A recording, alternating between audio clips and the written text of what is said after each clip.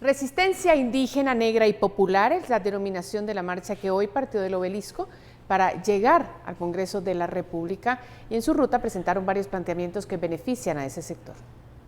Con esta marcha hicieron ver la resistencia de la población indígena, menos favorecida por el Estado de Guatemala. La población de Choarrancho trajo su petición.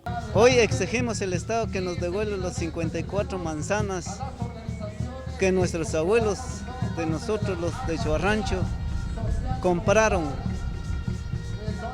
Últimamente el registro de la propiedad nos ha despojado.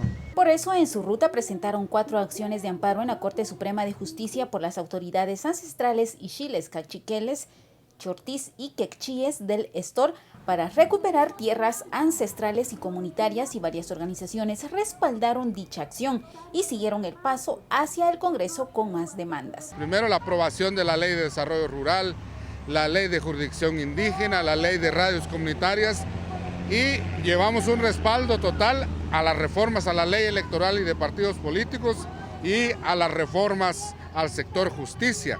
Recuerda que la resistencia es día a día, sin bajar la guardia.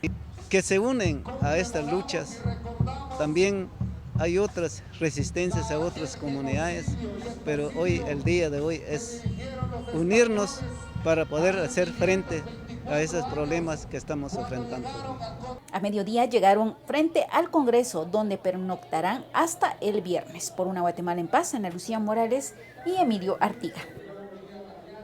Y de positiva calificaron movimientos indígenas la propuesta sobre la jurisdicción indígena en la impartición de la justicia en base a sus propios métodos, siendo este uno de los cambios propuestos en la reforma judicial.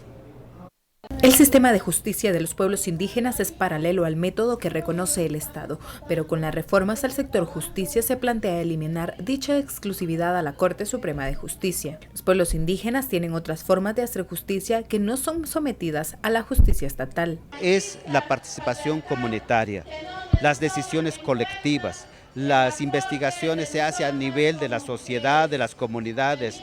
La justicia no es para castigar, sino para recuperar a la persona que ha caído y que ha cometido errores.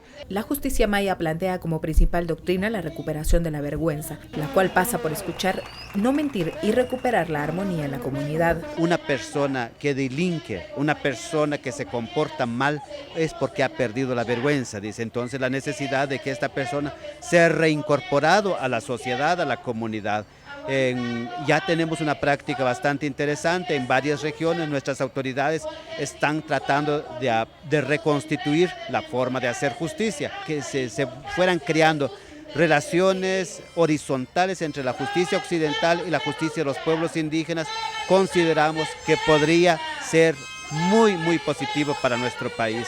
Cambios que se discutirán en el seno del Congreso, donde hoy acampan, ante la oposición liderada por el sector privado de que los pueblos indígenas puedan ejercer funciones jurisdiccionales de conformidad con sus procedimientos, normas y costumbres. Por una Guatemala en paz, Carolina Leverón y Diego de Diego Marcos.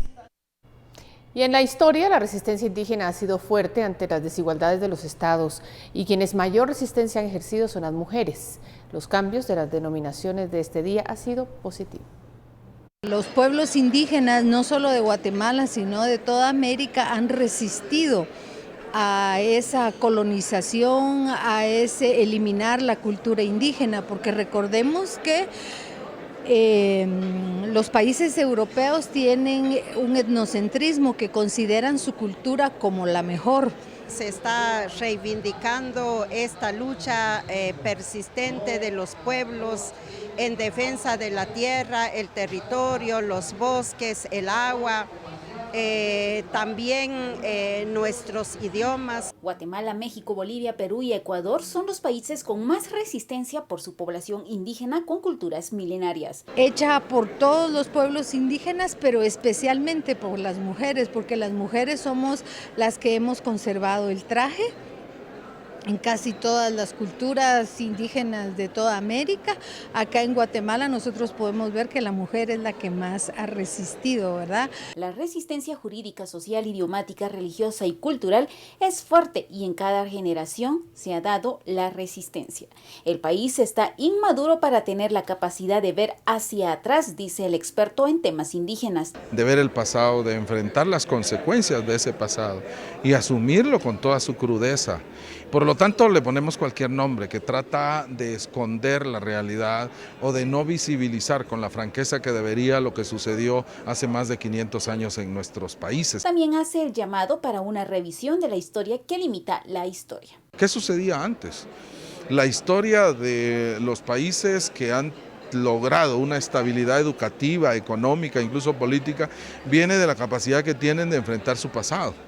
Entonces la historia que se enseña en las escuelas son de 1200, 1000 años, mientras que en Guatemala no llegamos ni a 200 años de enseñar historia en las escuelas. Por una Guatemala en paz, Ana Lucía Morales y Emilio Artiga.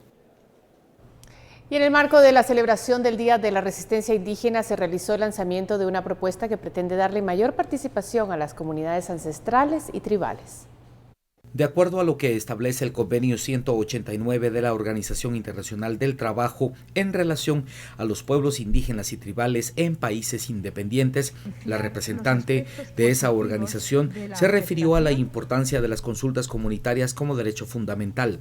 La ponencia tuvo lugar en el marco del lanzamiento público del Diálogo Nacional para la construcción de estándares básicos para la consulta de pueblos indígenas.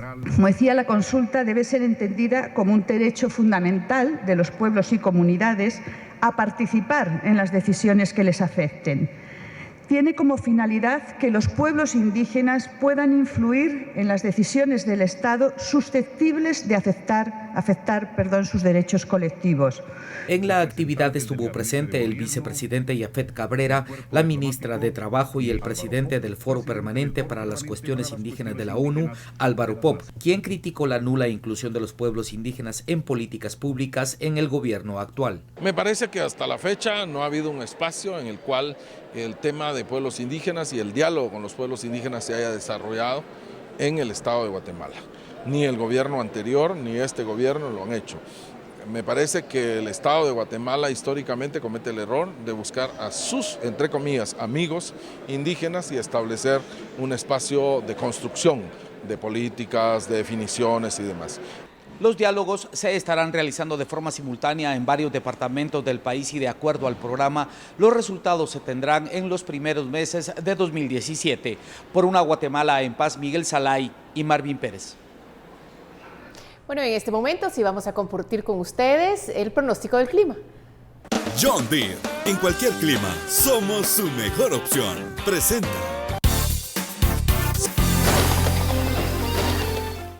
Muy buenas noches, amigos televidentes. Vamos a prepararnos porque mañana jueves vamos a tener presencia de lluvia en la mayor parte del territorio nacional, efectos de una onda del este. Vamos a también tener este ingreso de humedad del Océano Pacífico. Fuerte lluvia podría tenerse en departamentos como Retaluleu, el departamento de Suchitepeques y Escuintla. En Ciudad de Guatemala, el mayor acumulado de lluvia podría registrarse hacia el sur y vamos a tener sobre la franja transversal del norte lluvia o llovizna intermitente. Estas son las temperaturas máximas y mínimas. En la meseta central y occidental, el termómetro podría oscilar al mediodía entre los 21 a los 24 grados centígrados, con temperatura fresca durante la noche en departamentos como Quetzaltenango y Totonicapán. Estos podrían mantenerse entre los 11 y los 10 grados centígrados, de 17 grados en Ciudad de Guatemala, 12 grados en Sololá y vamos a tener una mínima de 14 grados para San Marcos, el departamento de Chimaltenango y Zacatepeques. Vamos a conocer las temperaturas de la costa sur, cálido entre los 23 a los 33 grados centígrados, Chiquimula y el departamento de Zacapa podrían subir a los 34 grados y bajar durante la noche a los 23 y máxima de 30 para el Progreso y para el departamento de Jalapa.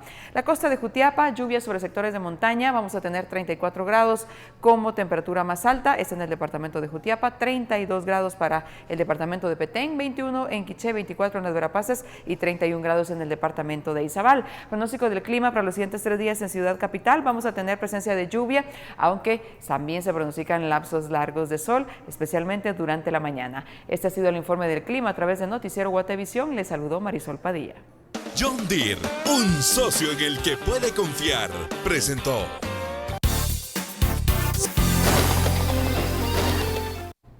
Bueno, en este momento tenemos un servicio social. Gloria Margarita Mayén Guamuch, de 25 años de edad, desapareció el domingo 9 de octubre. Fue vista por última vez a las 12 de la tarde en los alrededores de Guajito, zona 12. Vestía licra azul, botas beige, suéter blanco y blusa multicolor. Si usted la ve o tiene alguna información sobre ella, por favor comuníquese al 58 81 84 18 o al 59 23 99 11. Se lo van a agradecer mucho.